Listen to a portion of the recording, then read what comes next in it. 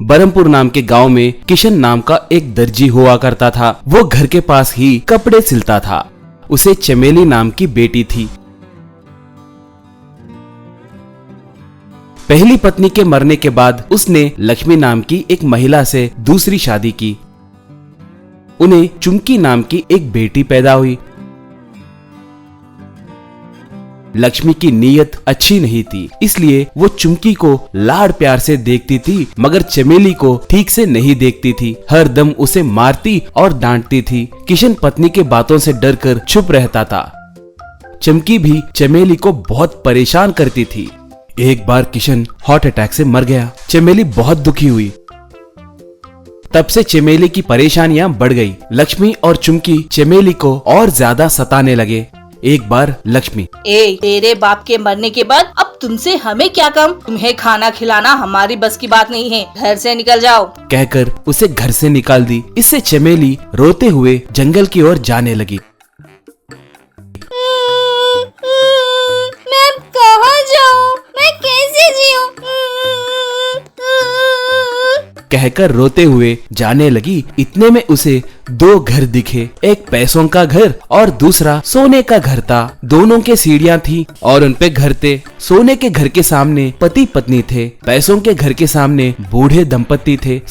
सोने के घर के मालिक, बेटी हमारे घर को आए तो तुम्हें अच्छा भोजन खिलाएंगे, बहुत सारा सोना देंगे, आओ, कहा। पैसों के घर के सामने वाली औरत, बेटी हमारे घर को आए तो तुम्हें कुछ भी नहीं दे सकते, हम खाना भी नहीं बना सकते, हमारे साथ रहकर हमारी सेवा करोगे क्या? हमारी देखभाल करने के लिए कोई नहीं है, बोली सोने के घर वाली। बेटी उस घर में गए तो तुम्हें काम करने के अलावा कुछ नहीं मिलेगा, वही हमारे घर को आए तो बहुत सारा सोना मिलेगा, सोच लो, बोली बच्ची। नहीं आऊंगी, उन बेचारे बूढ़े लोगों के लिए कोई नहीं है, मेरे लिए भी कोई नहीं है, मुझे सोना की जरूरत नहीं है, मुझे सोना की आस भी नहीं है, कहकर उस पैसों से बने घर के सीढ़ियां चढ़कर उनके साथ अंदर गई।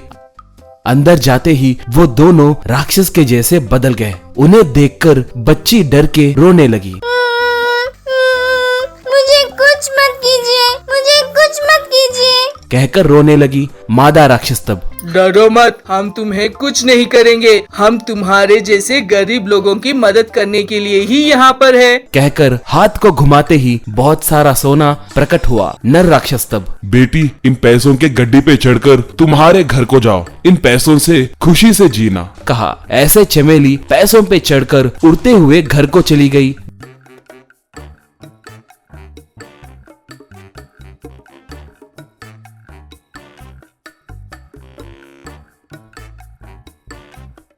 घर में जो बीता सब बताकर, माँ ये सारे पैसे ले लो, मगर मुझे अपने साथ रहने दो माँ, प्लीज, बोली। लक्ष्मी चमेली को एक मारकर, बुद्धू कहेंगी, सोने के घर में जाकर सोना ला सकते थे ना, ये बेकार के पैसे लाए, चिची तुम्हें दिमाग नहीं है, रुको मैं जाकर सोना लाती हूँ, बोली। ऐसे लक्ष्मी उस घर को ढूंढते हुए जंगल को गई।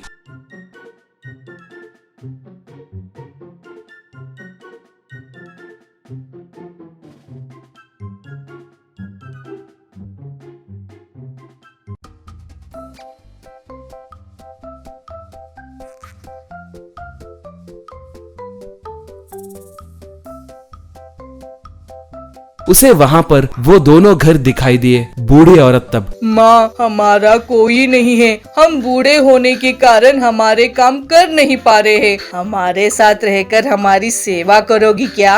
सोने के घर की मालकिन, हमारे घर को आए तो तुम्हें स्वादिष्ट भोजन खिलाकर बहुत सारा सोना देंगे, अंदर आओ, बोली। लक्ष्मी उन बूढ़े लोगों से, क्यों बुढ़ाओ, तुम्हारी सेवा करूं, मुझे कोई काम नहीं है क्या? दिमाग वाला कोई भी तुम्हारा घर को नहीं आएगा, मैं सोने के घर को जाऊंगी, कहकर उनके साथ सोने के घर में गई।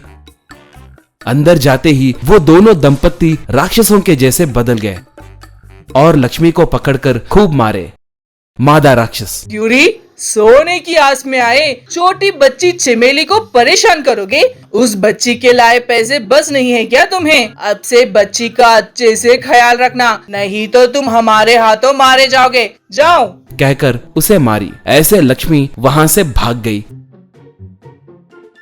तब से लक्ष्मी बदल गई और चमेली की अच्छे से देखभाल करने लगी।